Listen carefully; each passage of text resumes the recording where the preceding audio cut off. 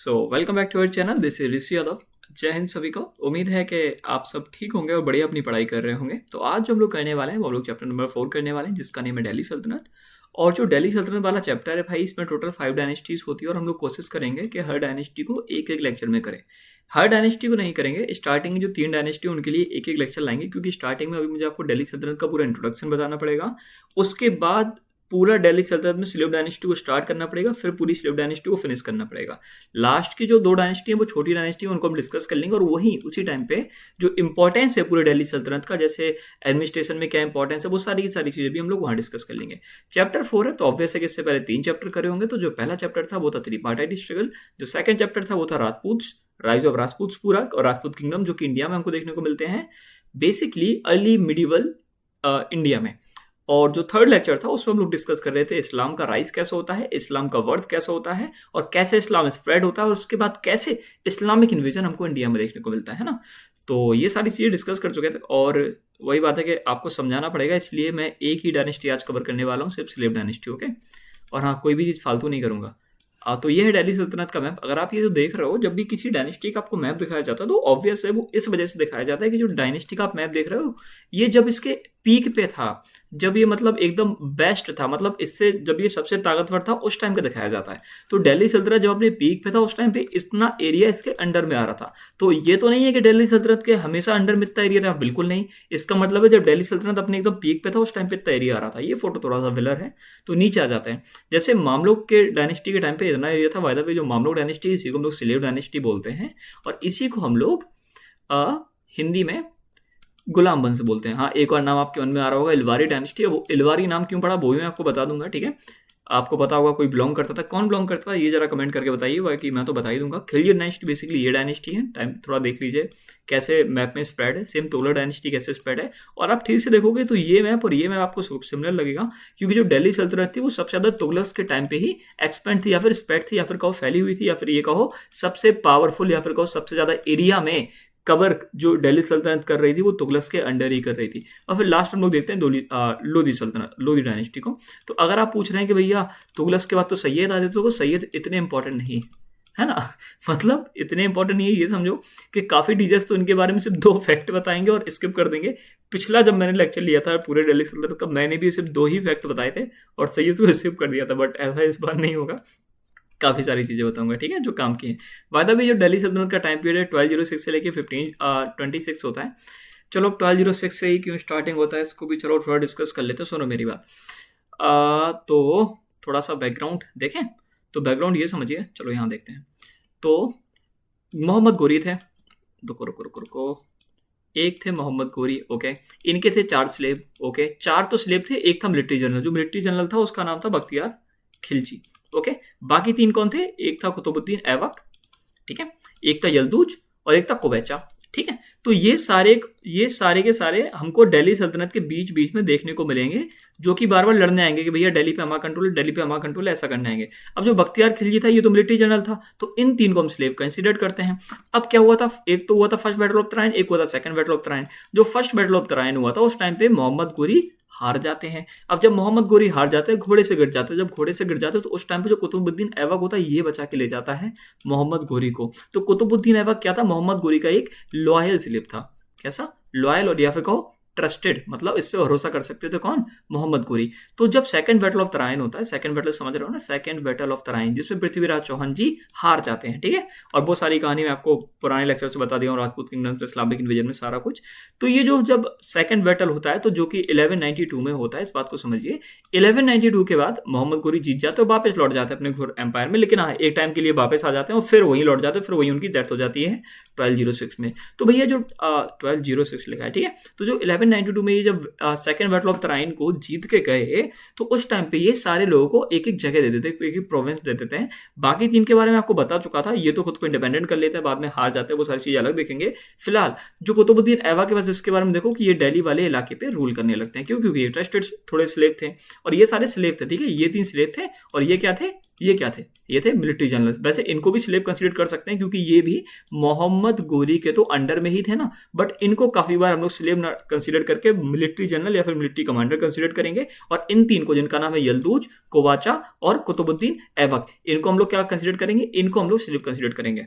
Okay, अब तो देखो 1192 के बाद ही जो बेसिकली कुतुबुद्दीन ऐबक था वो रूल करने लगा था। लेकिन अब जब तक बड़े मालिक हैं, बड़े मालिक कौन है? मोहम्मद गोरी। जब तक मोहम्मद गोरी जिंदा है, अगर हमने खुद को इंडिपेंडेंट कर दिया तो मोहम्मद गोरी जी आके हमें उठा के पटक नहीं देंगे। तो इसी डर से कुतुबुद्दीन ऐबक खुद को इंडिपेंडेंट घोषित नहीं करता है।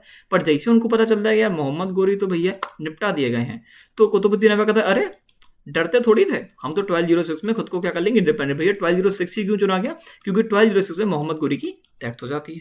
कैसे हो जाती है वो हम लोग पुरानी वीडियो में डिस्कस किए हुए थे।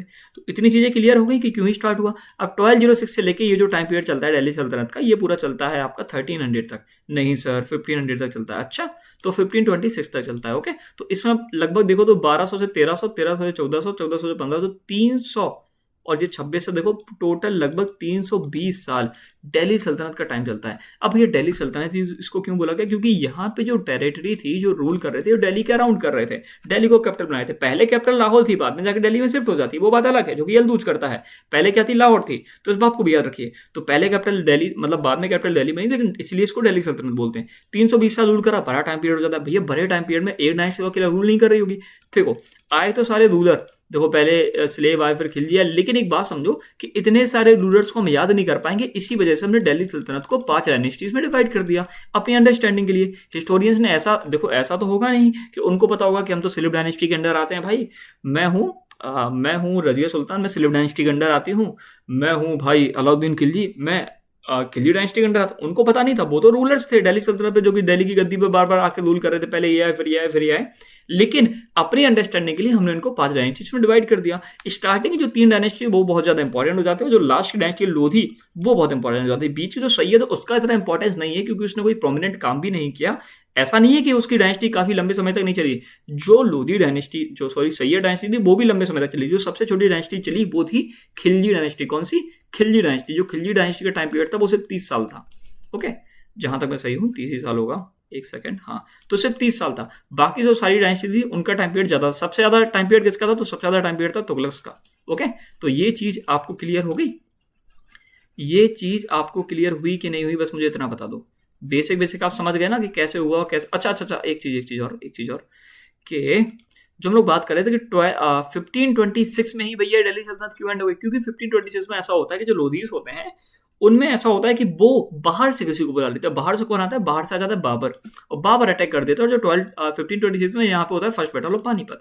अब जो फर्स्ट बैटल ऑफ पानीपत होगा तो यहाँ पे दिल्ली सल्तनत खत्म हो जाती है। तो हमें ये भी पता चल गया खत्म कैसे हुई, स्टार्टिंग कैसे हुई। अब बेसिक सारी चीजें जो आपको पता होनी चाहिए थी वो मैंने आपको बता दी। अब हम लोग चैप्टर को स्टार्ट कर लेते हैं।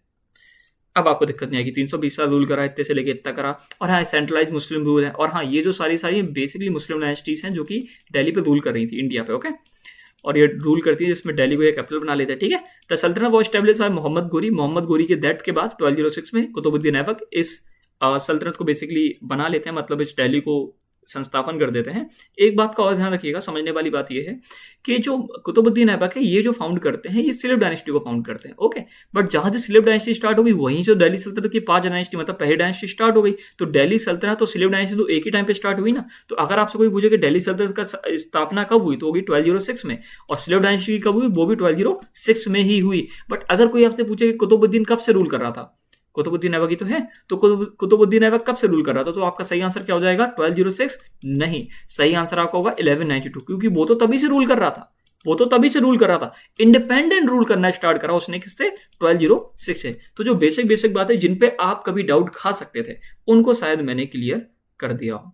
ओके, चलो और आगे बढ़ते। कोई भी छोटा मोटा डाउट होगा उसको क्लियर करते चलेंगे, इसी वजह से एक लेक्चर को ले रहे हैं, मतलब एक ही डायनेस्टी को ले रहे हैं एक बार में। टोटल ये 5 डायनेस्टीज आती हैं। इनके बारे में कुछ चीजें आपको याद रख लेनी है। सबसे छोटा जो टाइम पीरियड होता है वो खिलजी डायनेस्टी का होता है। वायदा भी आपको बता दें कि जिस डायनेस्टी का सबसे छोटा टाइम पीरियड आप कह रहे हो उसमें जो अलाउद्दीन देखने को मिलता है, Alauddin Khilji, one of my favourite character from history, बहुत बढ़िया कैरेक्टर है। ठीक है, इन 5 डायनेस्टीज में जो सबसे पावरफुल है ये अलाउद्दीन खिलजी, इन पांचों डायनेस्टीज में, और इसका टाइम पीरियड सबसे कम है। अब भैया अलाउद्दीन इतना पावरफुल, टाइम पीरियड कम है, क्यों है? क्योंकि इसके जो बाद के रूलर्स होते हैं, सक्सेसर होते हैं, वो इतने पावरफुल नहीं होते होंगे, सिंपल सी बात है। सिलिप डायनेस्टी का 84 ईयर्स याद रखिए। सबसे, अगर कोई पूछे कि सबसे लंबा दिल्ली सल्तनत पे किसने राज करा, तो वो हो जाएगा 94 ईयर्स तक राज करने वाले तुगलक डायनेस्टी। तो भैया क्या ये सारी चीजें हमको रटने की जरूरत है?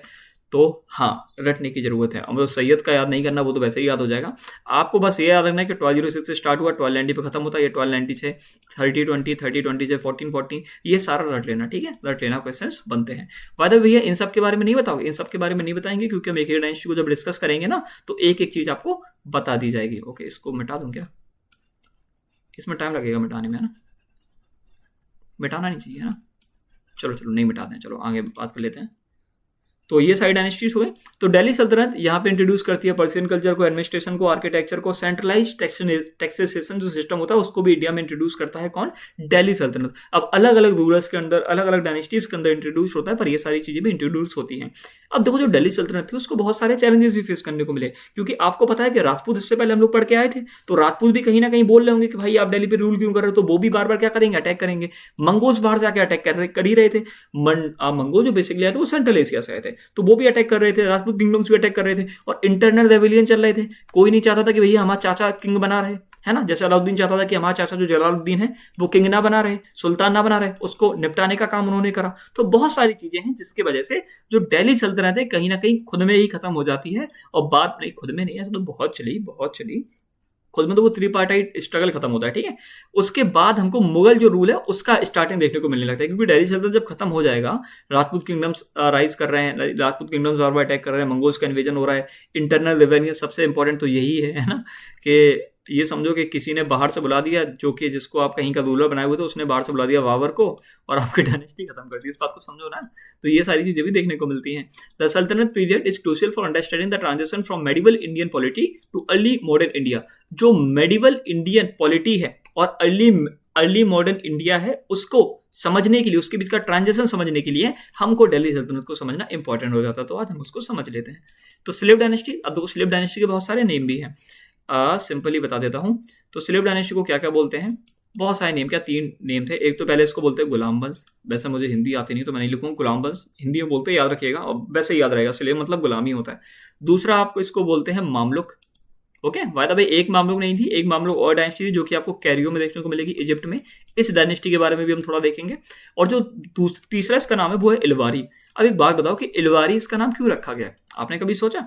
शायद टीचर्स ने आपको बताया होगा कि इलवारी इसका नाम रखा गया, पर क्यों रखा गया मैं आपको बताता हूँ, हो सकता है आपको पता हो, स्टिल हम लोग जान लेते हैं कि इलवारी, देखो कुतुबुद्दीन ऐबक ने डायनेस्टी बसाई, सिर्फ डायनेस्टी किसने बसाई? कुतुबुद्दीन ऐबक ने। बस माना यह जाता है कि कुतुबुद्दीन ने सिर्फ बसाने का काम करा, कंसोलिडेट जो उसको करा, उसको जो बचा के रखा उसको एक्सपेंड करा, या फिर ये कहो कि उसको ताकत दिबो दी इल्तुतमिश ने। अब इल्तुतमिश को माना जाता है रियल फाउंडर, इल्तुतमिश को माना जाता है रियल फाउंडर किसका? सिलिफ डायनेस्टी का। और दिल्ली सल्तनत का भी बोलेंगे, क्यों? क्योंकि अगर कुतुबुद्दीन को आप कह रहे हो कि सिलिफ डायनेस्टी का फाउंडर नहीं था, तो दिल्ली सल्तनत का भी नहीं होगा। तो रियल फाउंडर ने किसको माना? इल्तुतमिश को। और अगर इल्तुतमिश को रियल फाउंडर माना, तो जो इल्तुतमिश जिस ट्राइब से होगा उस ट्राइब को भी हम मान लेंगे। तो इसी वजह से, क्योंकि इल्तुतमिश था इलवारी ट्राइब का, इल्तुतमिश कहाँ का था? इलवारी ट्राइब का, इसी वजह से हम लोग बोलते हैं कि सिलिफ डायनेस्टी का नाम इलवारी ट्राइब, या फिर कहो इलवारी डायनेस्टी भी हम इसको बोलते हैं काफी बारी। क्लियर हो गया? किसकी वजह से? इल्तुतमिश की वजह से। अब कोई डाउट नहीं होगा, चलो आगे बढ़ते हैं, ठीक है?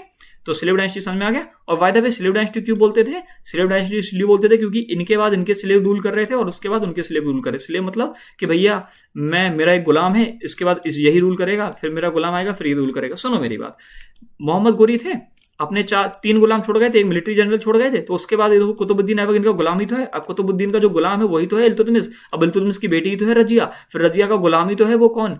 देखने को मिलेगा बलबन। तो ये सारे गुलाम ही चले आ रहे हैं, इसी वजह से हमने इसको गुलाम वंश बोल दिया। क्लियर हो गया?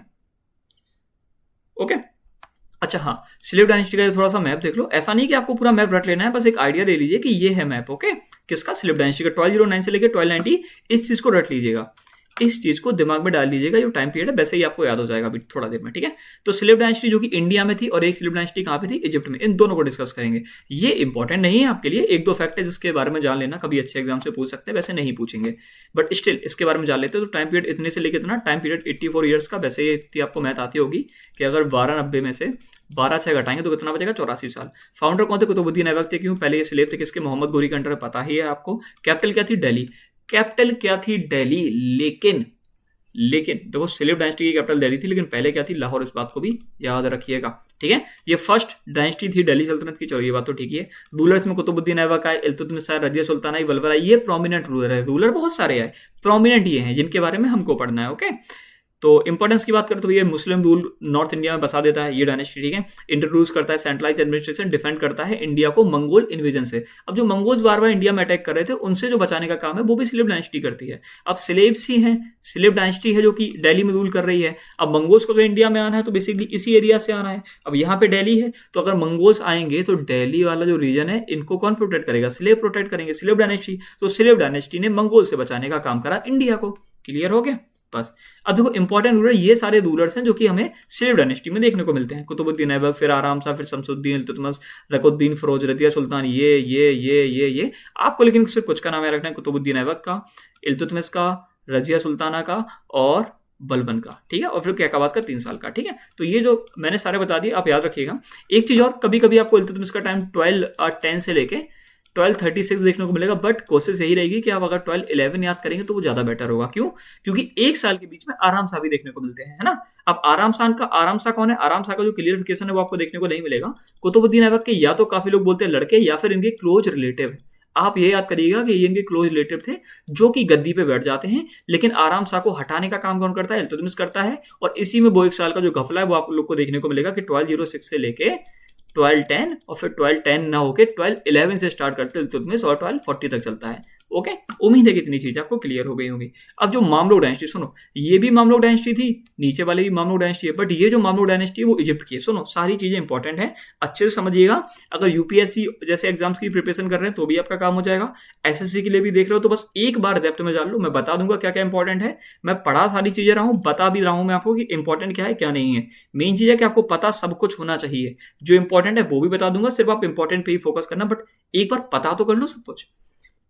तो टाइम पीरियड इतने से लेके इतना है, बट आपको जानने की नीड नहीं है, ठीक है। तो ये भी भैया स्लेव सोल्जर्स हुआ करते थे तुर्किक और इस ओरिजिन के, और जो बाद में जाकर मिलिट्री जनरल बन गए। अब ये क्या करते हैं, इसमें जो ऐबक या फिर ऐबक होता है, ये मामलुक कमांडर होता है जो कि अयाहुद डायनेस्टी को हरा देता है, और ये कैपिटल कहाँ बसा लेता है, कायरो में। तो आपको बस ये याद रखना है कि ये जो दूसरी मामलुक डायनेस्टी थी जो कि इजिप्ट में थी, ये इनका फाउंडर ऐबक था, उनकी कैपिटल कायरो थी। इससे ज्यादा आपको जानने की नीड नहीं है। एक बात और याद रख लेना कि ये पहली मुस्लिम डायनेस्टी थी जिसने मंगोल्स को हराया था बैटल ऑफ इन जालुत में, जो कि 1260 में होता है। ये बिल्कुल नीड नहीं है, बैटल का नाम याद कर लोगे तो ठीक है, अच्छे एग्जाम से पूछेंगे, एसएससी कभी नहीं पूछेगा, बट स्टिल अगर आप ये काफी एग्जाम पूछ सकते हैं कि पहली मुस्लिम डायनेस्टी जिसने मंगोल्स को हराया, तो आंसर क्या हो जाएगा, मामलुक डायनेस्टी ऑफ इजिप्ट, ठीक है, इजिप्ट वाली। ये बैटल याद कर लोगे तो अच्छी बात है, यूपीएससी वाले देख लें, वैसे ज्यादा नीड है नहीं। और बाद में जो उसका एंड हो जाता है वो ऑटोमन सल्तनत, सलीम फर्स्ट बेसिकली 1517 में इस डायनेस्टी को खत्म कर देते हैं, ठीक है। और इजिप्ट इनका ऑटोमन एम्पायर का पार्ट बन जाता है, ठीक है। इस डायनेस्टी के बारे में बस एक फैक्ट, 2 फैक्ट, और ये डिफीट मंगोल वाला फैक्ट बस, और बाद में इनके द्वारा खत्म कर ली गई। हाँ, ईयर याद करने की ज्यादा नीड नहीं। हाँ, अंदाज लगा लो कि भैया ये 13th सेंचुरी से 16th सेंचुरी की स्टार्टिंग तक चली बस, ठीक है। अब चलो हम लोग बात कर रहे हैं कुतुबुद्दीन ऐबक की। अब कुतुबुद्दीन ऐबक क्या था भैया, स्लेव था, पता है, इसलिए इसको मामलुक डायनेस्टी बोला गया, इलवारी। अब इलवारी डायनेस्टी बोला गया, इनकी वजह से नहीं बोला गया, ये आपको क्लियर है, किसकी वजह से, इल्तुतमिश की वजह से। किसकी वजह से, इल्तुतमिश, याद रखेंगे। अब जो मामलुक का मतलब होता है, एक मतलब होता है ओन्ड, एक मतलब होता है स्लेव। अरेबिक में जो मामलुक का मतलब होता है वो होता है ओन्ड या स्लेव। ओन्ड मतलब होता है खरीदे, ओन मतलब होता है ना कि मेरा है, और ओन मतलब कि खरीदेगा, कि मैं इनको खरीदता हूं, इन पे मेरा हक है। या फिर स्लेव, आप मेरे गुलाम हो। तो बेसिकली मामलुक का मतलब होता है स्लेव और ओन्ड, ठीक है, अरेबिक में। और रेफर कर रहे थे ट्रेंड मिलिट्री स्लेव से। और जो बेसिकली इन पे बात हो रही है जिन स्लेव्स की, वो ट्रेंड मिलिट्री स्लेव्स की बात कर रहे हैं, जो कि धीरे धीरे पावर पे राइज कर जाते हैं। Mamluks were trained military slaves often promoted to general. ये जो मामलुक्स थे भैया बहुत ट्रेंड स्लेव्स थे, मतलब इनमें बहुत ज्यादा ताकत थी, अकल थी, बहुत सारी चीजें, और ये धीरे धीरे राइज करके जनरल्स तक पहुंचा। भैया राइज कैसे करते हैं, कि पहले सिपाही बनाया, फिर बड़ा बनाया, फिर वजीर बनाया, फिर ऐसे ऐसे करके कि आप एक टाइम ऐसा आया कि आप सुल्तान बन गए, ओके। कोड लैंग्वेज दिल्ली सल्तनत की आपको पर्सियन देखने को मिलेगी, जिसको फारसी बोलते हैं, पूरी दिल्ली सल्तनत की, है ना।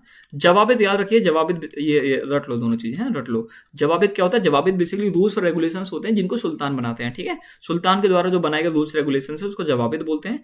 थोड़ी सी अलग डेफिनेशन भी हो सकता है कहीं देखने को मिले, बस आप इसके बारे में याद रख लेना, सिमिलर ऐसा ही कुछ है। ये स्लेव थे, पता है, इंडिपेंडेंट रूल पता है, बता चुके थे आपको। पहले कैपिटल लाहौर थी, ठीक है, बट जब ये यलदूज को हरा देते हैं सिविल वॉर में, उसके बाद ये कैपिटल शिफ्ट कर लेते हैं अपनी, कहाँ पे, दिल्ली में। ओके। अब भैया यलदूज को भी मरा दे, क्योंकि यलदूज भी इनका क्या था, गुलाम था किसका, मोहम्मद गोरी का। अब मोहम्मद गोरी जब चलेगा तो यलदूज कहता है अरे भैया दिल्ली तो हमारी भी है, ये कहते हैं हमारी भी है, तो इनके बीच में लड़ाई होती है, तो यलदूज को हरा देते हैं और घोर एम्पायर से सारे के सारे कनेक्शन तोड़ देते हैं। तो उसके बाद ये अपनी कैपिटल लाहौर से लेकर दिल्ली में शिफ्ट कर लेते हैं। अब इनको जो टाइटल मिला है वो लाख बख्श का टाइटल मिला है, जिसका मतलब है गिवर ऑफ लाख। इन्होंने लाखों पैसे लुटाए या फिर ये लाखों में लुटाते थे, माना जाता है लाख रुपए कहीं दे दिए होंगे। इसकी कहानी 100 जगह आपको अलग अलग देखने को मिलेगी। आपको कहानी की नहीं, बस आप ये याद रखो कि इनको लाख पक्ष का टाइटल मिला क्योंकि ये लाखों दान कर देते थे या फिर लुटा देते थे। बस कॉइन्स की बात करें तो उन्होंने कोई भी कॉइन्स इशू नहीं करे, जो कि मोहम्मद गोरी के टाइम से चले आ रहे हैं, तो उन्हीं को कंटिन्यू करा।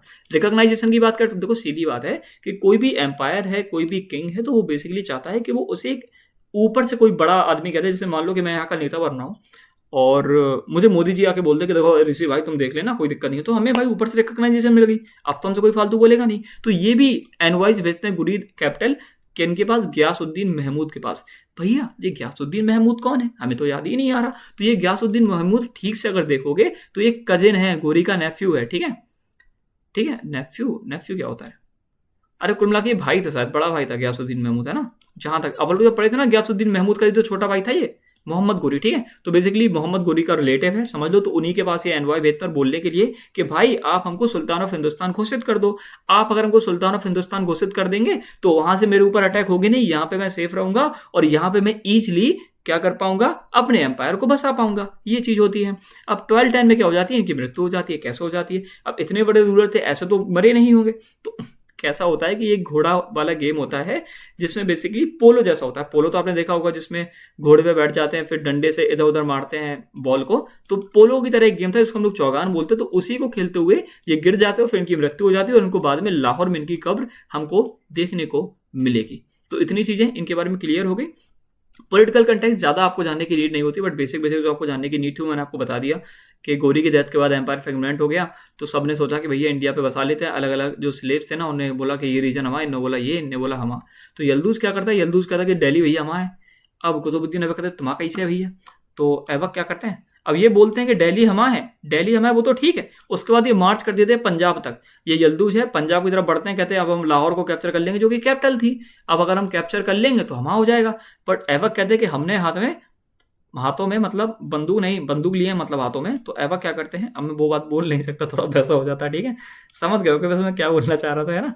तो ऐबक क्या करते हैं कि ऐबक इनको हरा देते हैं और कहते हैं तुम कोहिस्तान में ही रहो, मतलब जो कोहिस्तान वाला रीजन है जिसको हम लोग लैंड ऑफ माउंटेन्स बोलते हैं, वहीं तक इसको रिट्रीट करते हैं, मतलब भगा देते हैं और खुद को सुल्तान ऑफ दिल्ली बोल देते हैं। और जब ये खुद को सुल्तान ऑफ दिल्ली बोलते हैं तो उस टाइम पे ये घोर किंगडम से पूरे के पूरे जो अपने रिलेशंस हैं उनको तोड़ लेते हैं कि घोर किंगडम का हम पे कोई शासन नहीं है, मतलब हम इंडिपेंडेंट हैं।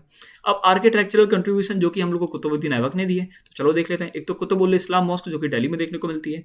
ठीक है, ये बेसिकली कॉरवेल्ट आर्क टेक्निक से बनाई गई। ये देख रहे हो, ये चीजें है ना, इसी चीज को बोलते हैं। ठीक है, इसको ट्रायम्फ ऑफ इस्लाम बोला जाता है। ट्रायम्फ ऑफ इस्लाम क्यों बोला गया, ट्रायम्फ मतलब होता है विक्ट्री, विक्ट्री मतलब जीत, कि हम जीते। अब जीते क्या, इस्लाम जीता।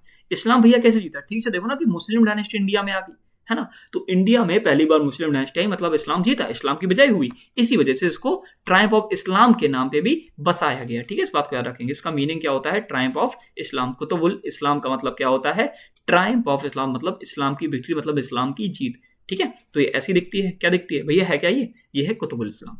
ओके, और माना जाता है कि इसको जो 27 हिंदू और जैन टेम्पल्स है उनको तोड़ के बनाया गया, है ना। इस फैक्ट को भी याद रखेंगे। लोकेशन वही जहां कुतुब मीनार है, कुतुब कॉम्प्लेक्स के आसपास, ये आपको देखने को मिलेगी। ठीक है, ये जरा एक बार क्लियर करिएगा, बस तो यही है। ठीक है, 2.5 दिन का झोपड़े की बात कर लेते। देखो 2.5 दिन का झोपड़ा है, अब इस पे काफी सारी चीजें हैं कि भैया ये इसको 2.5 दिन का झोपड़ा ही क्यों बोला गया।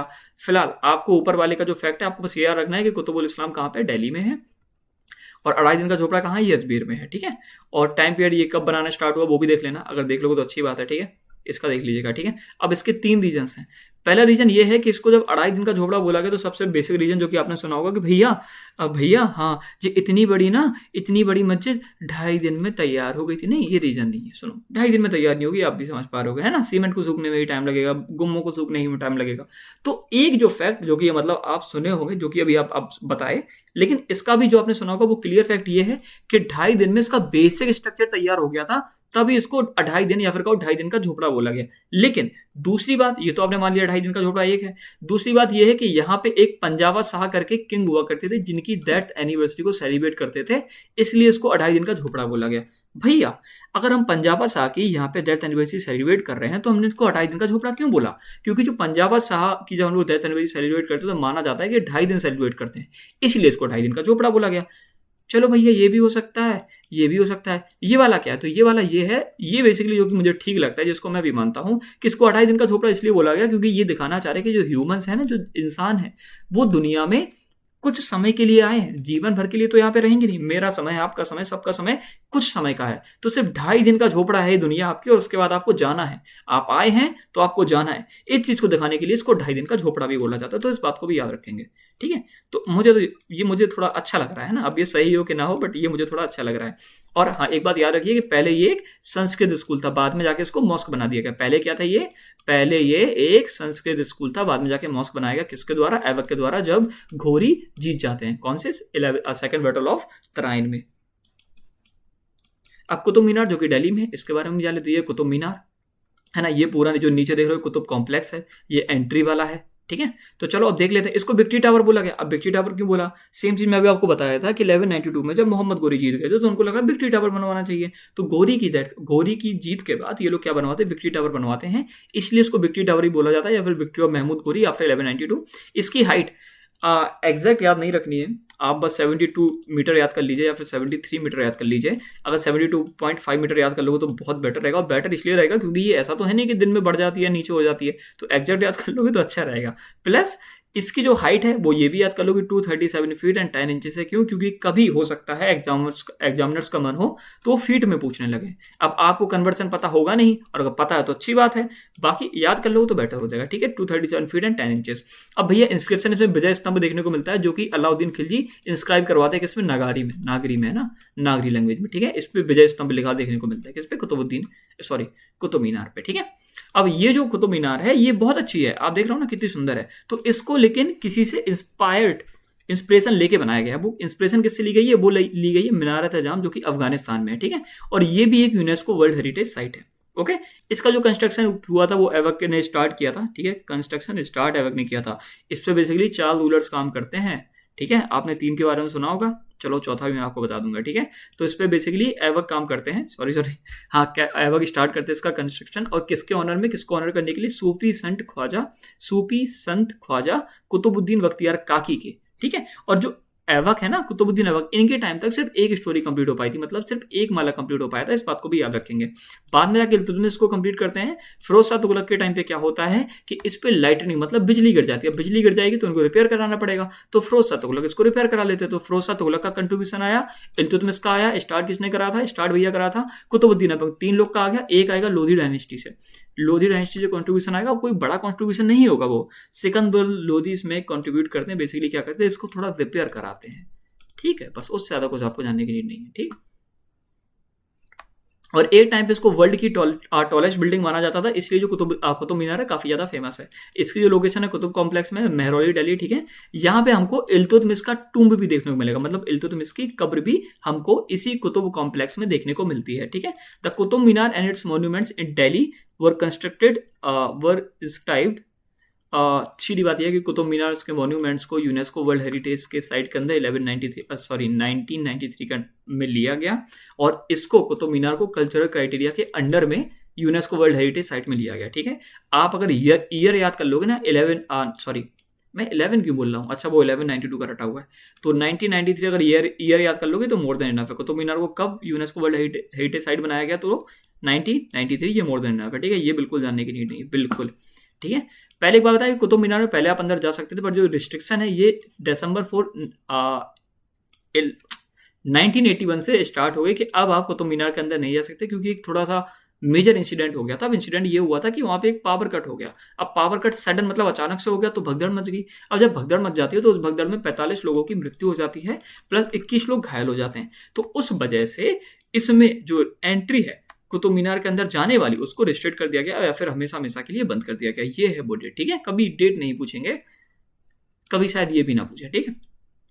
तो सीधी बात है, ये तो मॉस्क अच्छी बात है, लेकिन इससे पहले भी मॉस्क बनी है इंडिया में। हाँ, तो भैया फर्स्ट मॉस्क कौन सी थी इंडिया में? तो फर्स्ट मॉस्क इंडिया में जो फर्स्ट मॉस्क जो इंडिया में थी वो थी चेरमान जुमा मस्जिद, जिसको 629 AD में मलिक इब्न दीनार बनाते हैं, ठीक है। और ये हमको कहाँ पर देखने को मिलेगी, त्रिशूर डिस्ट्रिक्ट ऑफ केरला में देखने को मिलेगी। इस वाले फैक्ट को भी रट लीजिएगा, कभी भी क्वेश्चन आ सकता है, ठीक है।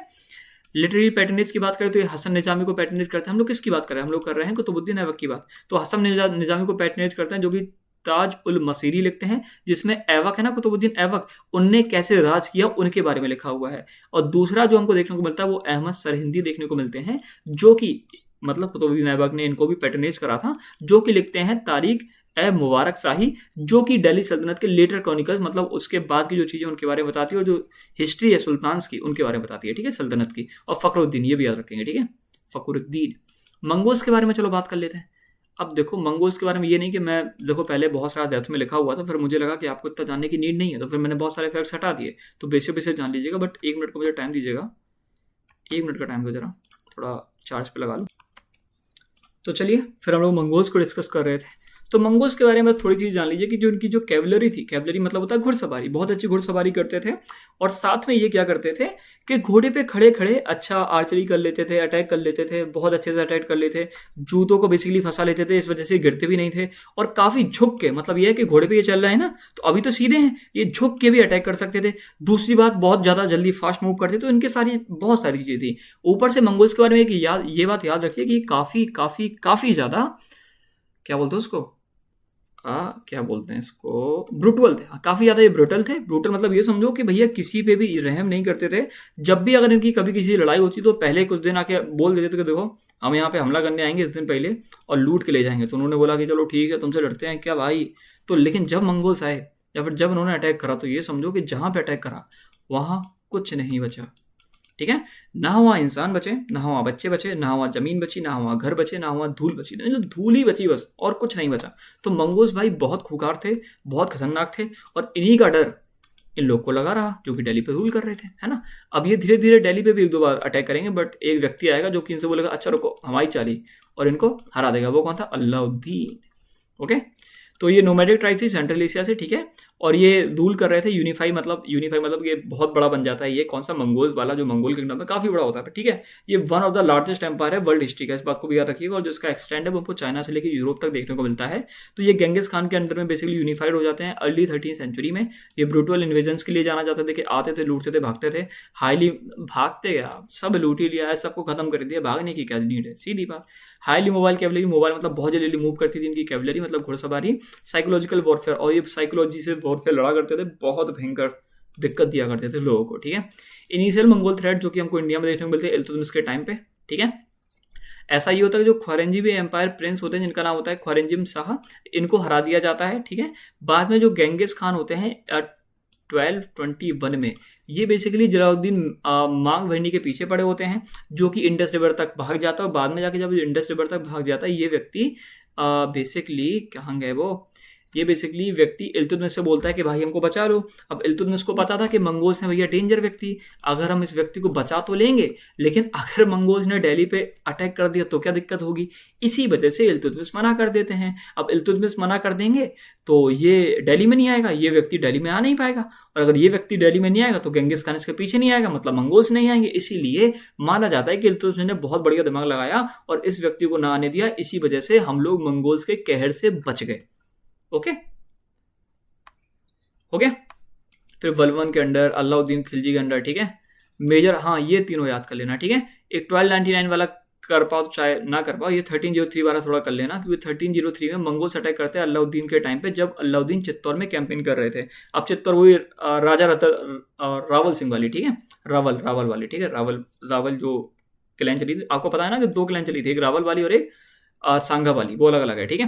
फिलहाल ये समझो कि जब चित्तौड़, अरे वो पद्मावत वाली कहानी याद आई, हाँ बस उसी की बात कर रहा हूँ कि मंगोल जब अटैक करते हैं, वो जब 1303 में जब मंगोल्स अटैक कर रहे थे, उस टाइम पे अलाउद्दीन चित्तौड़ की कैंपेन में थे। तो उस टाइम पे जब ये अटैक करते थे तो दिल्ली में उस टाइम पे जो अलाउद्दीन होते हैं वो सीरी फोर्ट में बने रहते हैं, मतलब सीरी फोर्ट के अंदर रहते हैं खुद को बचाने के लिए। और ये सीरी फोर्ट बनवाया गया था जिस काम के लिए, ये वो काम करता है और दिल्ली को बचा लिया जाता है, ठीक है। 1299 में बैटल ऑफ खिली होता है, ठीक है। मंगोल इनके अंडर में अटैक करते हैं। ये क्वेश्चन आया था यूपीएससी में शायद, है ना, मैंने कहीं मेंशन इसका देखा था, ठीक, मेंशन देखा था, कंफर्मेशन में नहीं दे सकता, देखा था। तो ये कुतलुक ख्वाजा है ना, ये अटैक करते हैं दिल्ली में 1299 में, बैटल ऑफ खिल्ली होता है जिसमें अलाउद्दीन की आर्मी इनको हरा देती है। 1306 फाइनल मेजर बैटल जो कि मलिक कैफूर के अंडर होता है, मतलब मलिक कैफूर के टाइम पे होता है। तो मलिक कैफूर और गाजी मलिक हरा देते हैं किनको, मंगोल्स को, ठीक है। आपको ज़्यादा जानने की कुछ नीड नहीं है, बस आप ये जानो कि 1227 में गेंगिस खान की डेथ हो जाती है 65 की उम्र में, बस। अब हम लोग इल्तुतमिश के बारे में बात कर लेते हैं। देखो ये व्यक्ति है इल्तुतमिश, ओके। ये दाढ़ी कैसे बनाते थे ठीक है। ससमुद्दीन इल्तुतमिश दूल देखो 1211 से लेके कितना है 1236। भैया आपने बोला था कि इनके बीच में एक और आएगा, वो आराम से आएगा, मैंने बोला था ना, बताया था आपको। इलवारी टाइप से बिलोंग करते थे, इस वजह से हमने दिल्ली सल्तनत को इलवारी डायनेस्टी बोला, ठीक है। और ये आपको पता है क्लोज रिलेटिव थे, इनको हरा के आए, ठीक है। कैपिटल लाहौर से दिल्ली बता चुके थे। बंदगान, ये थोड़ा याद कर लो, बंदगान, ठीक है। ये एलिट मिलिट्री स्लेव थे जो कि इनके द्वारा अपॉइंट किए गए थे, किसके, इल्तुतमिश के द्वारा। इल्तुतमिश अपॉइंट करते हैं एलिट मतलब होता है कि, समझ गए ना यार, समझो मतलब प्रीमियम, ऐसा समझ लो, प्रीमियम, ठीक है। एलिट मतलब बहुत बड़े मतलब उनकी वैल्यू जाता है, ठीक है। तो एलिट जो मिलिट्री स्लेव थे वो अपॉइंट किए जाते हैं इल्तुतमिश के द्वारा, जिनको हम लोग क्या बोलते हैं, बंदगान बोलते हैं, ठीक है, या फिर बंदगान, ठीक है।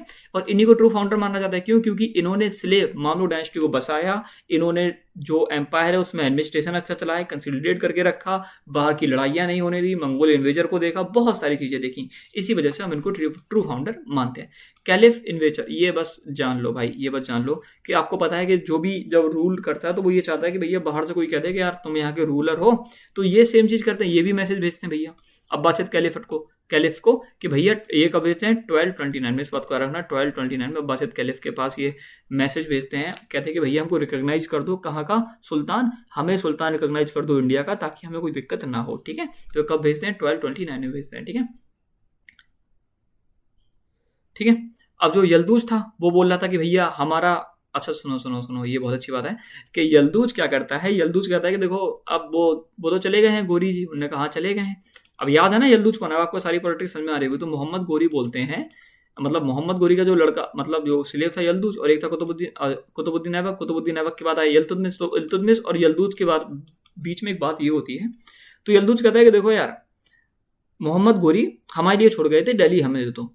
तो अब ये बहुत प्यारी बात बोलते हैं, ये बोलते हैं कि सुनो मेरी बात, कि आज के ज़माने में जो दुनिया है उसकी जो पावर है वो वही ले पाता है जिसके पास पावर है, सुनना, उसी अंदाज में समझाता हूँ कि आज दुनिया पे वही शासन करेगा जिसके पास ताकत होगी। और ये जो प्रथा चली आ रही थी कि राजा का बेटा ही राजा बनेगा, ये प्रथा बहुत पहले हट चुकी है। यही सेम चीज लिखी है इंग्लिश में अलग तरीके से, तो इसको आप समझ लीजिएगा, ठीक है। ये इन्होंने बोला था, किसने बोला था, इल्तुतमिश ने बोला था, ठीक है। इंग्लिश में नहीं बोला होगा वैसे, ठीक है। यल्दूज जो कि गोरी का स्लेव था, डिस्प्लेस मतलब गंजी से इसको हटा दिया जाता है, ठीक है। तो ये एंटर कर जाता है लाहौर में कि भैया हमें अपना दिल्ली दो। इल्तुतमिश कहता है अच्छा रुको आ रहे हैं, तो इल्तुतमिश दिल्ली देने आते हैं, यल्दूज को हरा देते हैं तराइन में 1216 में, और ऑक्यूपाइड कर लेते हैं लाहौर को। अब लाहौर को जब ऑक्यूपाई कर लेते तो ख्वारिज़मी जो थे ना कि वो आगे जाके अटैक ना कर दें, तो उसको प्रोटेक्ट करने के लिए गार्ड कर लेते हैं, मतलब लाहौर को वही बना लेते हैं कि भैया लाहौर में, मतलब ये समझो कि लाहौर को बॉन्डी बना लेते हैं अपनी, बस ये याद रखो, ख्वारिज़मी से थोड़ा सा बचने के लिए। कोवाचा जिनका नाम है नसीरुद्दीन। अब सुनो मेरी बात, अच्छा समझना, 4 थे, बख्तियार खिलजी तो खत्म हो गया, ठीक है, बख्तियार खिलजी तो खत्म हो गया, ठीक है, और कुतुबुद्दीन ऐबक खत्म हो गए, ये 2 बचे हैं, यल्दूज और कुबैचा। यल्दूज का देखो अभी आपने देख लिया, हार गए, ठीक है। कुबैचा का थोड़ा और समझ लो कि जिसका नाम नसरुद्दीन है, ये डिक्लेयर कर देता है खुद को इंडिपेंडेंट मुल्तान और उच्च वाले इलाका का, ये सीज कर लेता है लाहौर और कुछ पार्ट पंजाब के बिफोर बीइंग एक्सपेल्ड। अब ये जब लाहौर और पंजाब के पार्ट बेसिकली कैप्चर करने लगेगा तो इल्तुतमिश कहेंगे एक बात बताओ भैया, ये तो हमारा रूल है, क्यों कर रहे हो, वो बोले हम तो करेंगे, तो उन्होंने कहा रोको, अच्छा। तो ये बेसिकली इल्तुतमिश इनको हरा देते हैं, कब, 1228 में। और जब हरा देते हैं भाई यार भागो, तो ये भागने लगता है, जब ये भागता है तो भाई ये बेचारा नदी में डूब जाता है और खत्म हो जाता है। तो कोवैचा ऐसे खत्म हो गए, ठीक है।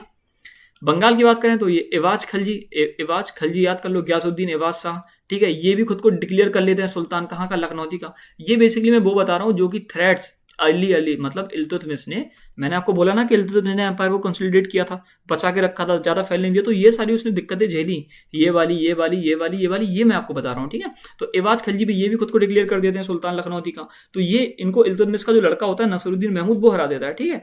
और 1226 से लेकर 1227 और बंगाल इनके अंडर में आ जाता है, किसके, दिल्ली के अंडर में, ठीक है।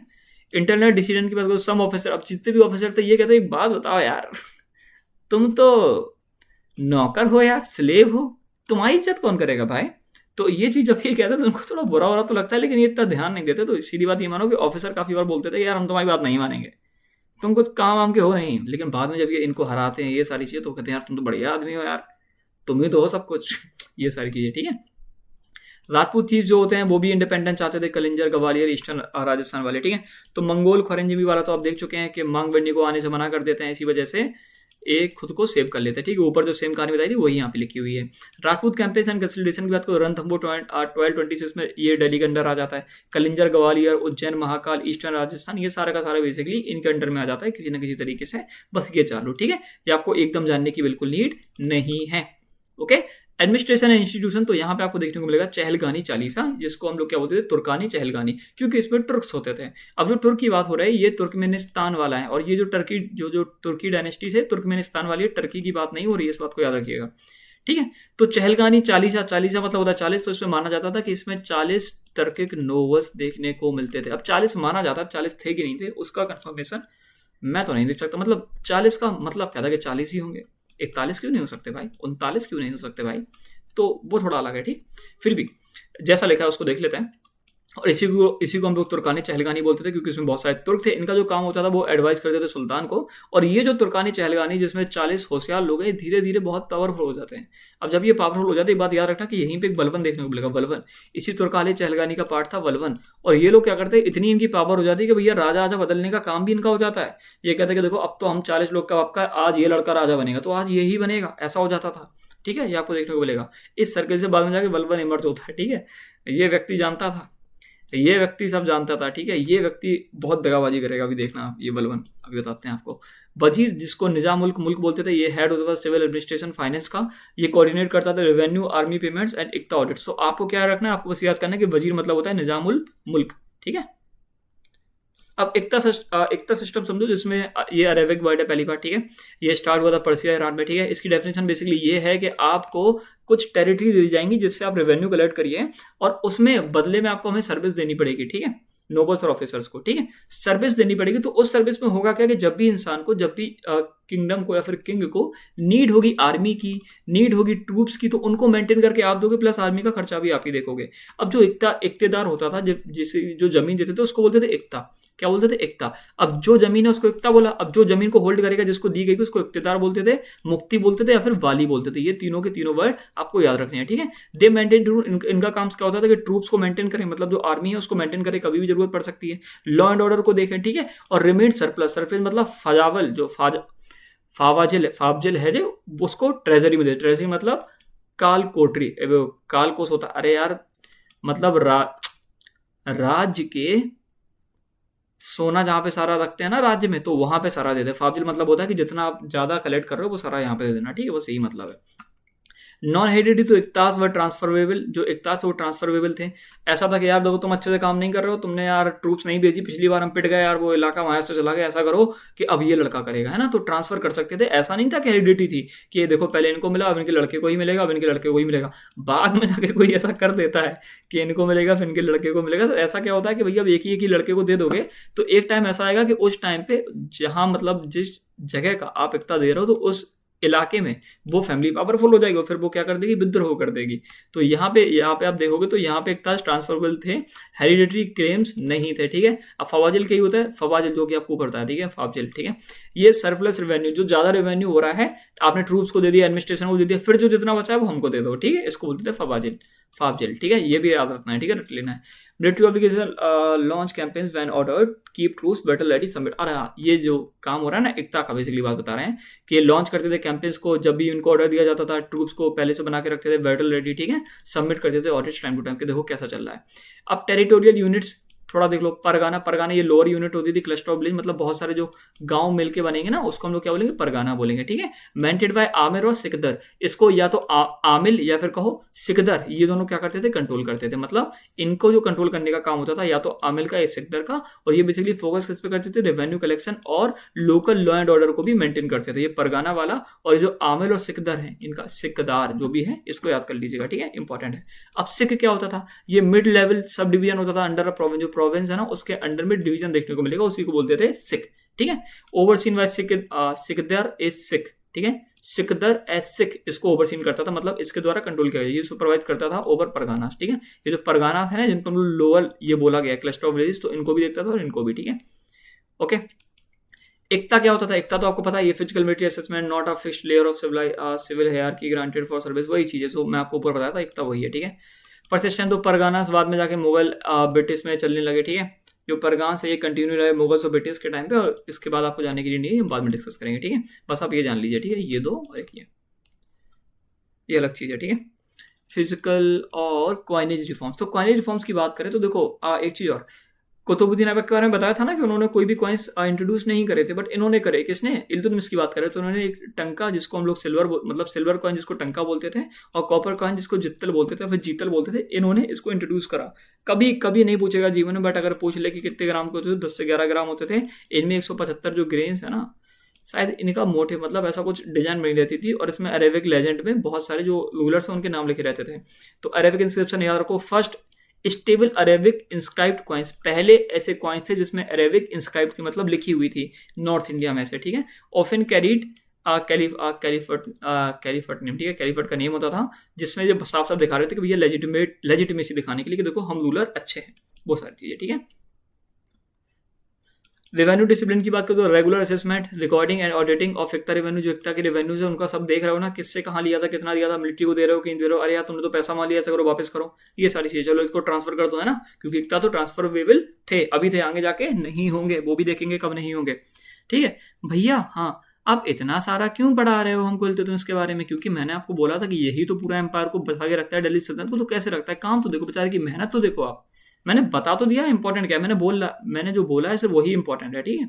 जब मैं बोल देता हूँ कि इसको देख लेना, इसको मत देखना, तो उसको मत देखना फिर आप, ठीक है। तो जान सारी चीजें लो, और जो पढ़ना होगा वो आपको बता दूंगा, ठीक है। अब अर्बन वर्क्स एंड आर्किटेक्चर, अब ये रटने वाला पार्ट है, मैं बोल रहा हूँ ये रटने वाला पार्ट है। तो इन्हें क्या क्या बनवाया, इन्होंने एक हौज शमसी बनवाया जिसको महरौली में है, ठीक है। ये लार्ज वाटर रिजर्वायर है जो कि बिल्ड किया गया था, क्योंकि उस टाइम पे दिल्ली की पॉपुलेशन ग्रो हो रही थी, तो उनकी पानी की पूरी कमी करने के लिए इसको बनाया गया, ठीक है। ये लार्ज वाटर रिजर्वायर मतलब होता है जहाँ पे पानी बचा के रख सके, ठीक है। तो ये है हौज शामसी महरौली में। गंडक की बावली, ये भी महरौली में, ये step well for portable water and civic utility, पानी पीने के लिए, अच्छे पानी मतलब पोर्टेबल वाटर, अच्छे पानी के लिए, ये बेसिकली गंडक की बावली कहाँ पे, महरौली में। बस ये याद कर लो किसने बनवाया और लोकेशन, ठीक है। अब कुतुब कम्प्लेक्स, इसमें बेसिकली एडिट स्टोरी, और हाँ इन्होंने स्टोरी कुतुब मीनार में ऐड करी, मतलब वो पिलर्स ऊपर ऐड करे, ठीक है, मतलब कुतुब मीनार को बड़ा करा, सीधी बात। कमीशन हिज ओन टूम्ब, और इन्होंने खुद की टूम्ब का ऑर्डर दे दिया कि भैया हमारी टूम्ब भी बना दो यार। कब बनवाई? 1235 में, क्योंकि कुछ दिन बाद तुमको जाना ही था। अब वो 5 ही साल बाद जाना था, ये तो पता नहीं था, है ना। तो चले जाते हैं विद द कॉम्प्लेक्स। ओके, तो ये है इनकी एकदम सिंपल केव है, ठीक है। सॉरी केव नहीं, क्या बोलते हैं इसको, टूम्ब। ये सिंपल टूम्ब है, किसकी? इल्तुतमिश की, ठीक है। Success and legitimacy, her nomination इन्होंने बोला था कि जो हमारी बेटी है रजिया उसको बनाना, क्योंकि उनको लगता था कैपेबल रूलर है। अब इनकी एक वाइफ थी, उनसे भी इनको एक लड़का था, है ना, तो जिसका नाम क्या था, रकउद्दीन फिरोज, जो चाहता था कि हमको बना दिया जाए, है ना, ठीक है। रजिया बाद में सुल्तान बन जाती है 1236 में, ठीक है। स्टेबलाइज कर लेती है सुल्तानत को आफ्टर गोरी एवक फ्रेम्ड, ओके ओके ओके, ठीक है, ठीक है। और एक चीज और कि जो चहलगानी चालीसा चल रहा था ना, उसके सपोर्ट से रजिया बनती है रूलर। अब सुनो मेरी बात, अब तुम कहोगे भैया चहलगानी चालीसा ने तो रजिया को खत्म करा था, अब इनके सपोर्ट से कैसे बनी? सुनो मेरी बात, कि जब ये व्यक्ति बैठ गया, क्या नाम था इसका, रकुद्दीन फिरोज, तो रजिया सबको कन्विंस कर लेती कि अपना बढ़िया एक स्पीच देती हैं, मैं बताऊँ कहाँ देती हैं, मैं एग्जैक्टली बता देता हूँ, कि अपनी छत पे चढ़ती हैं और उसके बाद खड़े होकर बाहर सबको स्पीच देती हैं। सारे लोग कहते हैं यार रजिया तो बहुत अच्छी रूलर है, बहुत अच्छी रूलर है। हाँ, ऐसा मैं कहीं देखा था, इस वजह से मैं बोल रहा हूँ, ऐसे हवे में नहीं बोल रहा हूँ, ठीक है। तो उसके बाद जब इतना अच्छा वो देती हैं तो लोग कहते हैं कि यार इसी को बनाओ, और ये बेसिकली सबको कन्विंस कर लेती हैं ये, और बाद में जाके ये रूलर बन जाती है, ठीक है। तो ये चहलगानी चालीसा की मतलब, अब चहलगानी चालीसा नहीं चाहता कि रजिया ना बने तो ना बनती। अब चहलगानी चालीसा ने रजिया को बनवाया, क्या सोच के बनवाया? अरे ये तो लड़की है, क्या कर लेगी भाई, ये तो हमारे अंडर ही काम करेगी, ये तो हमारी ही सुनेगी, ये तो अपनी गुलाम है, ये तो पपेट है, पपेट, इसको आप लोग नचाएंगे। अब रजिया किसको नचाएगी वो तो देखा जाएगा, ठीक है। तो फिर, और हाँ इन्होंने पैटर्नाइज करे थे 2 स्कॉलर, मिनाज सिराज, जिन्होंने क्या लिखी, तवाकत ए नसीरी, ठीक है। तो ये मिनाज सिराज किसने करे थे? इल्तुतमिश ने, ठीक है, देख लीजिएगा। ये है रजिया सुल्तान, ठीक है। हमें तो यही फोटो अच्छी लगी भाई, इसीलिए रजिया सुल्तान की फोटो लगा दी। इन पे पूरा का पूरा एक नाटक भी बना हुआ, नाटक मतलब सीरियल जिसको बोलते हैं। ये कौन है? इन्होंने कुंती का भी अरे मैं क्या क्या बताने लगा तुम लोग को। कुंती नहीं, सॉरी, द्रौपदी, द्रौपदी का भी इन्होंने रोल प्ले किया है, ठीक है, सूर्यपुत्र करने में। इनकी शादी भी फिर कर्ण से हो गई, ठीक है। क्या बता रहा हूँ मैं। रजिया सुल्तान के बारे में फिलहाल ये जानो कि रजिया सुल्तान का जो नाम और रेन की बात करें तो रजिया सुल्तान का नाम था। ये 1236 से लेकर 1240 तक रूल करती है, मतलब काफ़ी छोटा शासन रहता है। एक बात याद ये रखो कि ये अकेली मुस्लिम वुमेन थी जो कि इंडियन सब कॉन्टिनेंट पे कभी राज करी, ठीक है, ओके। इंडियन सब कॉन्टिनेंट पे रूल करने वाली ये अकेली वुमेन थी। और हाँ, ये सुल्तान है, सुल्ताना तो नहीं, हाँ सुल्तान। अब देखो, सुल्तान मतलब ये होता है कि ये खुद सुल्तान है, मतलब किंग है। लेकिन काफ़ी लोग रजिया सुल्ताना बोल देते हैं। अब अगर आप सुल्ताना बोल दोगे तो दिक्कत हो जाएगी। क्यों हो जाएगी? सुनो मेरी बात। सुल्तान मतलब होता है सुल्तान, लेकिन जो सुल्ताना होती है वो होती है वाइफ सुल्तान की। अब ये तो वाइफ थी नहीं, क्योंकि सुल्तान यही तो सुल्तान थी, तो ये वाइफ कैसे हो जाएंगी? तो रजिया सुल्ताना गलत है, रजिया सुल्तान जरूरी है ना, रजिया सुल्तान याद रखेंगे। डॉटर थी इल्तुतमिश की, ठीक है, ये भी याद रखिएगा।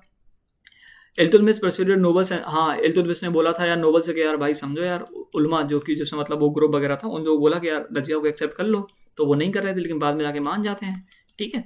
डिसलाइक हर रूल। और ये चहलगानी चालीसा वाले जो सोच रहे थे कि चलो यार कोई दिक्कत नहीं है, अपनी बात मानेगी, नहीं मानती है बात। पहली बात तो ये लोग चाहते थे कि जो लड़की है ये मुंह ढक के आए, ये मुंह ढक के नहीं आती थी। ऊपर से घोड़े के ऊपर बैठती थी, हाथी की सवारी करती थी, वॉर लड़ती थी और एकदम लड़कों की तरह रहती थी। तो इनको पसंद नहीं आया, ये जले जा रहे थे, तो इनने गलत आदमी को बना दिया। तो इसको खत्म करने का कुछ आइडिया ढूंढो, तो ये लोग अभी खत्म भी कर देंगे। देखो चलो देखते हैं कैसे। इसलिए चहलगानी चालीसा देख रहे हो कितनी स्ट्रांग हो गई है। अब जो भी रूलर बैठेगा तो उसको चहलगानी चालीसा का डर तो रहेगा, है ना। तो अभी देखना, अभी देखना, अभी देखना। तो रजिया ब्रोक कन्वेंशन, रजिया ने ये सारी चीज़ें बंद कर दी। कोर्ट में आ जाती थी बिना मतलब चेहरा ढके, ठीक है। रोव एलिफेंट्स इन पब्लिक, जो एलिफेंट्स होते हैं ना, एलिफेंट्स, हाथियों पे चढ़ा करती थी बिना किसी दिक्कत के, मतलब ऐसे घुमा करती थी, कोई दिक्कत नहीं है। और इन्होंने कॉइन्स इस अपने नाम से चलाए जिनका नाम क्या था, सुल्तान जलालत अल दुनिया वाला दिन, ठीक है, सुल्तान जलालत अल दुनिया वाला दिन। ये फैक्ट बहुत इंपॉर्टेंट है, काफ़ी टीचर मिस कर देते हैं, तो इस फैक्ट को मत भूलिएगा। इन्होंने कॉइन्स इशू करे अपने नेम से जिनका नाम क्या था, सुल्तान जलालत अल दुनिया वाला दिन, ठीक है, इंपॉर्टेंट है, रट लेना, रट, ठीक है।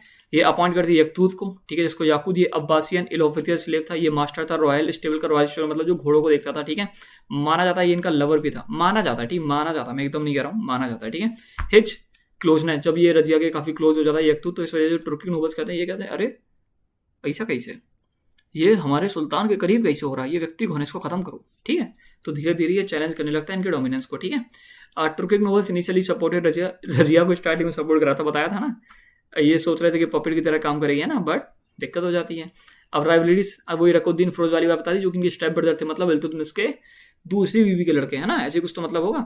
Initially placed at the throne, throne पे बैठा दिया गया था इल्तुतमिश की डेथ के बाद। बट इनकी जो माँ होती है कि इनकी रकुद्दीन फिरोज शाह की, शाह तुर्कन, ये डोमिनेट करती है कोर्ट पॉलिटिक्स को और कहती है कि ये सुनो सुनो, रजिया को निपटा दो भैया। लेकिन रजिया बैठ जाती है फिर, आई ना। रजिया इवेंचुअली डिस्प्ले रकुद्दीन फिरोज को हटा देती है और सुल्तान बन जाती है with the help of court. ये कोर्ट ही की मदद से, तुर्क नोबल्स की मदद से बन जाती है। सेम चीज आपको बताए थे।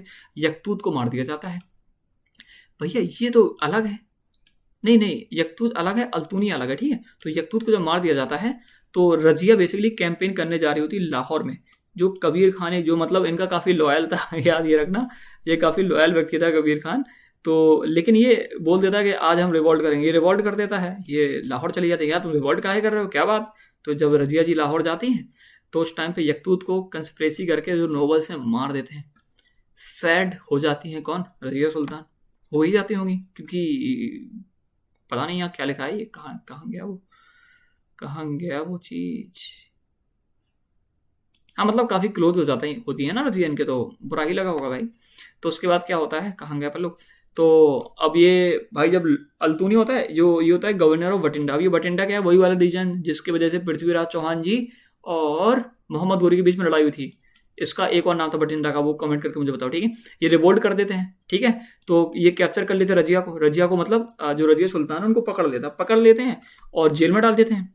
अब रजिया भाई कहती हैं कि यार तुम हमको पकड़ दोगे, जेल में डाल दोगे, हम तो सुल्तान है दिल्ली के भगत, तो हम क्या करें। एक करो तुम ऐसा कि तुमसे शादी कर लो और चहलगानी चालीसा को ख़त्म कर दो और अपन दो राज करेंगे। अल्तुनिया ने कहा एक नंबर बात। तो अल्तुनिया भाई इनको छोड़ देता है, शादी कर लेते हैं। मतलब रजिया इनको कन्विंस कर लेती कि हमसे शादी कर लो, अपन लोग रूल करेंगे। तो मैरी कर लेता है, गेन सपोर्ट। अब ये दोनों लोग जाते हैं चहलगानी चालीसा को मानने। अब चहलगानी चालीसा को जब ये मानने जाते हैं तो दिक्कत हो जाती है, ठीक है। Expedition to Ranthambore against Rajput, हाँ ये एक्सपीडिशन करती है रणथंबोर अगेंस्ट राजपूत, ये थोड़ा याद रखेंगे, ठीक है। ये थोड़ा अलग से फैक्ट यहाँ पे लिख दिया, ये अलग है, तो यहाँ से करनी, यहाँ कंटिन्यू करते हैं, ठीक है। तो 1240 में Razia and Altunia march towards Delhi to reclaim power.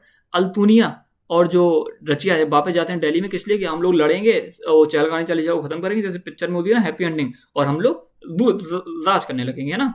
ठीक से देखोगे तो आपको लगेगा कि ये परेशान व्यक्ति है जिसको जीवन में कोई और मिला, अब जो कि लड़ने जा रहे हैं, एकदम बॉलीवुड मूवी लग रही है ना, कि यहाँ पे लड़ने जाएंगे, इनको खत्म कर देंगे और कुछ ऐसा होगा, बट ऐसा नहीं होगा, यहाँ पे सैड एंडिंग होगी। इनको हरा दिया जाता है, रजिया को खोखा ट्राइब मार देती है कैथल के पास, जो कि हरियाणा में है, ठीक है।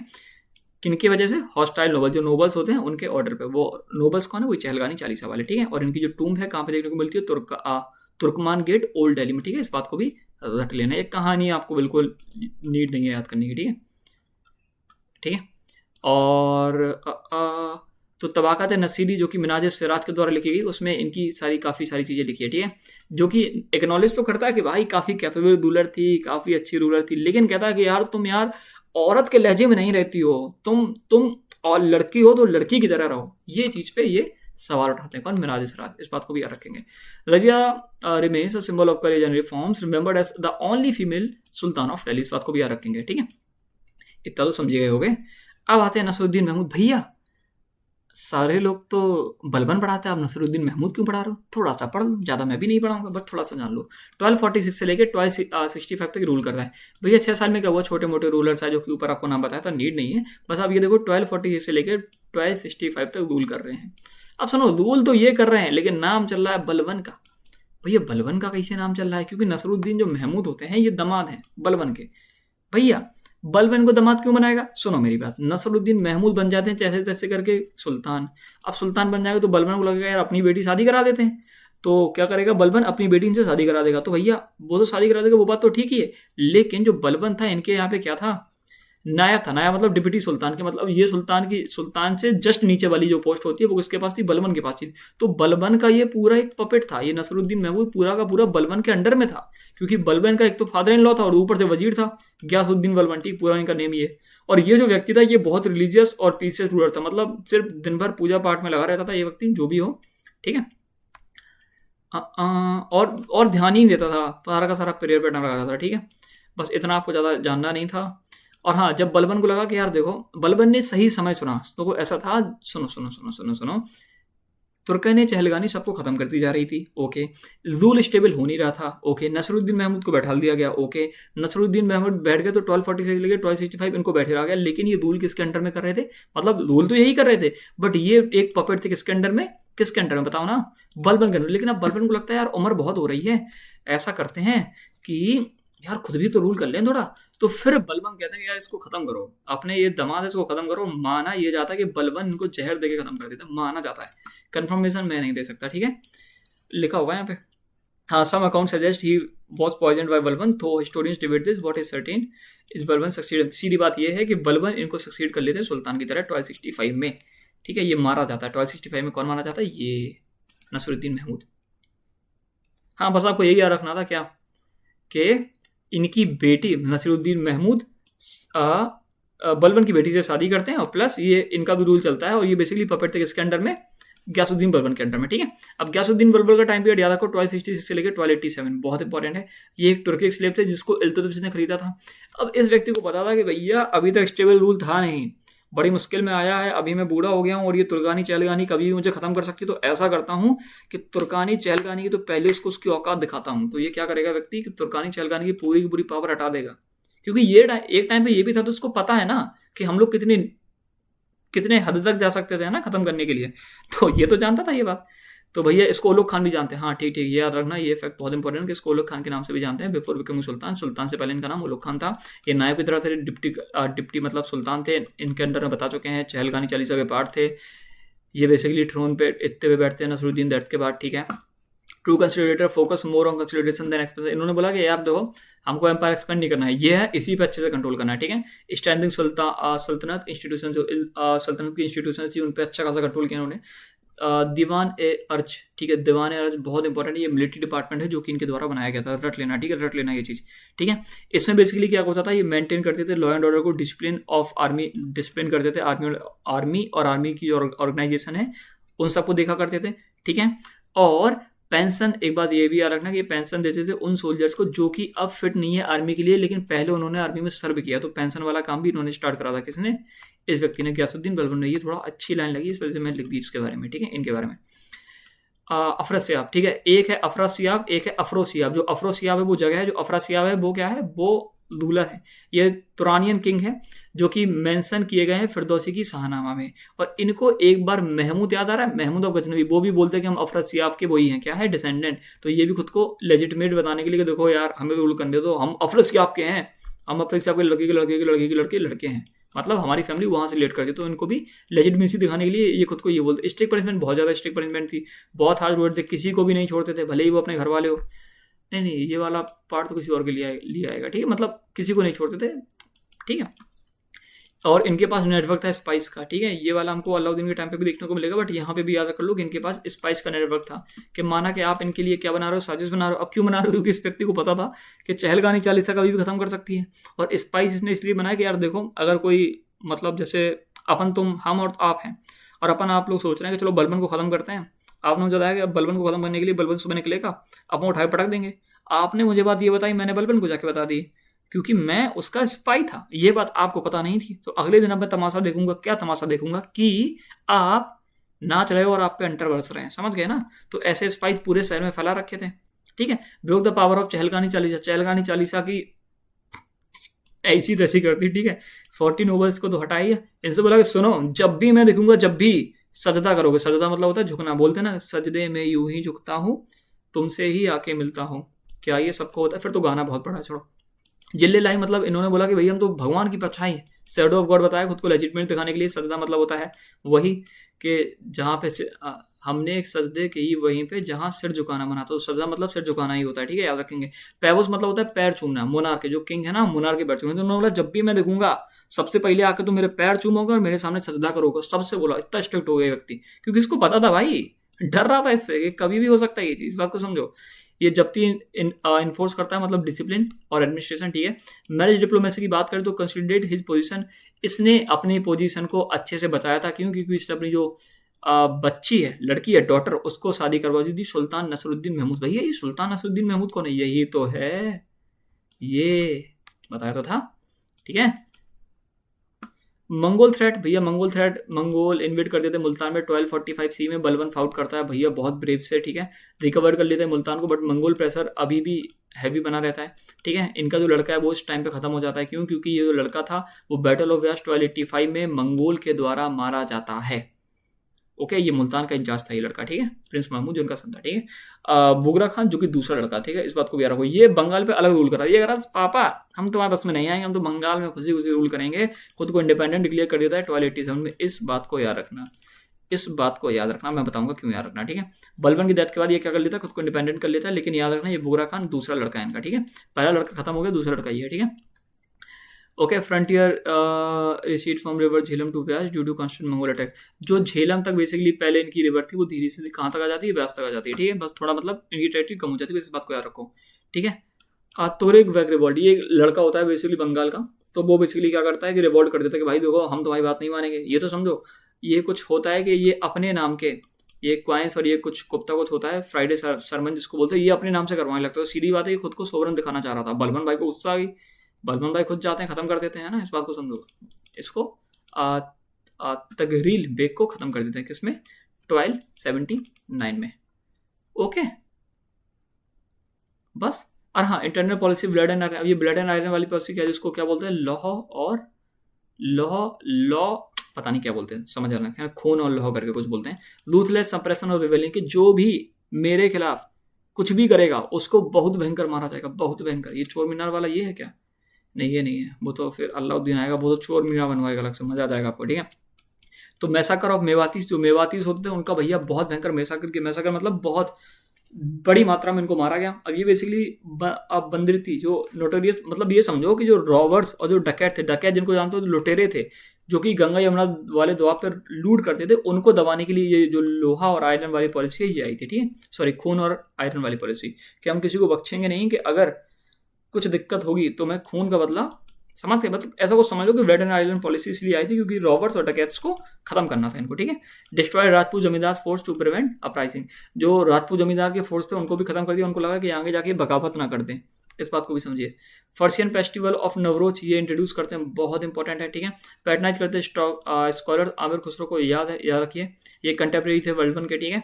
स्टैंडिड पर्सियन,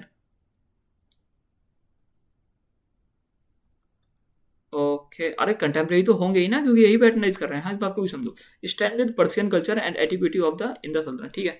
पर्शियन कल्चर को थोड़ा सा बढ़ा देते हैं, ठीक है, इस बात को क्लियर हुआ। एक बात मुझे और बतानी थी इनके बारे में यार,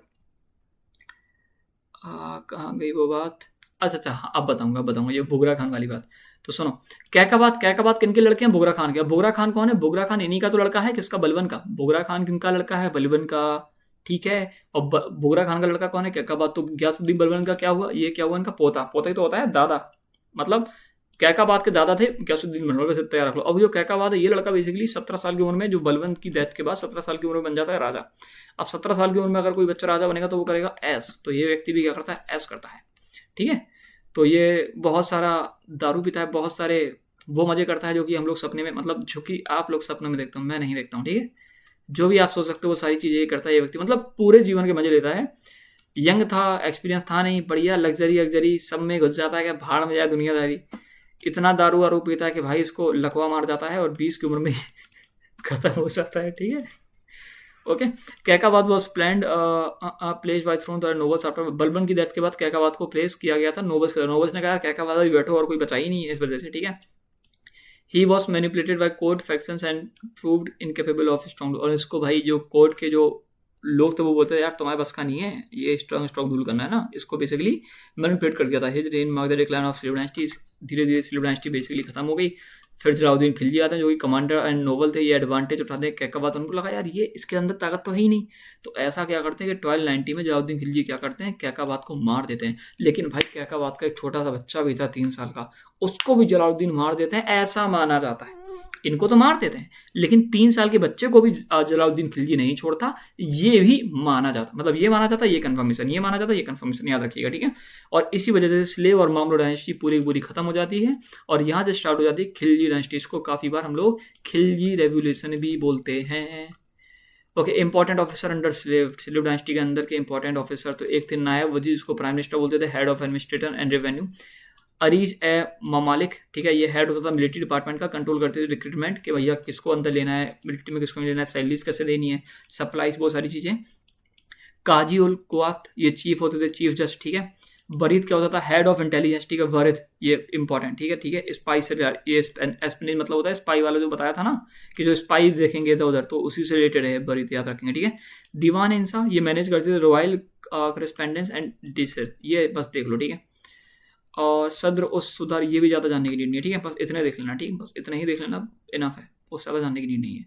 these 6 form the administration backbone of सल्तनत, और थे तो बहुत सारे हैं ना, जैसे ये कोतवाल, मुहत्सिफ, अमीर अखुर, आमिर ऑफ परगाना, ठीक है, बहुत सारे थे, बट आप ये 4 ही याद कर लेना, ठीक है। और ये ज़्यादा इंपॉर्टेंट हो गए तो मैं आपको लास्ट लेक्चर में डिवीजन इनका करा दूंगा, ठीक है।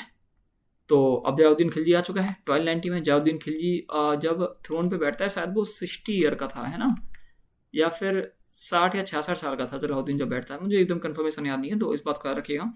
तो आज हमने क्या करा? आज हमने चैप्टर पूरा करा अपना स्लेव डायनेस्टी, ऑब्वियस है, और जितनी भी सारी चीज़ें इंपॉर्टेंट फैक्ट्स थे वो सारे के सारे मैंने आपको बता दिए। शायद ही 1-2 फैक्ट होंगे जो कि मैंने गलती से मिस कर दिए होंगे, और वो भी आपको नोट्स में देखने को मिल जाएंगे। आप लोग मुझे कमेंट कर सकते हो कि भैया आपने ये फैक्ट मिस कर दिया, और ज़्यादा बताया फिर तो अच्छी बात ही है, ठीक है। अगर ज़्यादा बताया तो याद रख लेना, सारा याद नहीं रखना, जो याद रखना वो आपको बता दिया है, ठीक है। जितनी भी किस्से कहानी उन सबको स्किप कर देना, जितने भी फैक्चुअल चीज़ें उन सबको रट लेना, ठीक है, क्योंकि एसएससी यही पूछता है। तो आज की वीडियो के लिए बस इतना ही, उम्मीद है आपको वीडियो पसंद आई होगी, और जो आगे आने वाली 2 वीडियो है जो कि खिलजी डायनेस्टी होगी और तोगलक डायनेस्टी होगी, वो भी एक लेक्चर में आएगी। भले ही इनके जो लेक्चर हो सकता है छोटे हों, ये 40 मिनट का हो, 30 मिनट का हो, लेकिन जो आगे लेक्चर आएगा वो शायद 1 या 1.5 घंटे का होगा, क्योंकि उसमें हम लोग सैयद और लोधीज को कवर करेंगे, प्लस एकदम डायनेस्टी कैसे एंड हुई वो डिस्कस करेंगे। ये तो किसी का चेहरा बन गया, ठीक है। और फिर जो इंपॉर्टेंट पूरा दिल्ली सल्तनत के जो क्वेश्चन हैं वो भी करेंगे, इस वजह से जो लास्ट लेक्चर होगा वो थोड़ा सा बड़ा हो जाएगा। ओके, बस फिर आज की वीडियो के लिए बस इतना ही, मिलते हैं कल।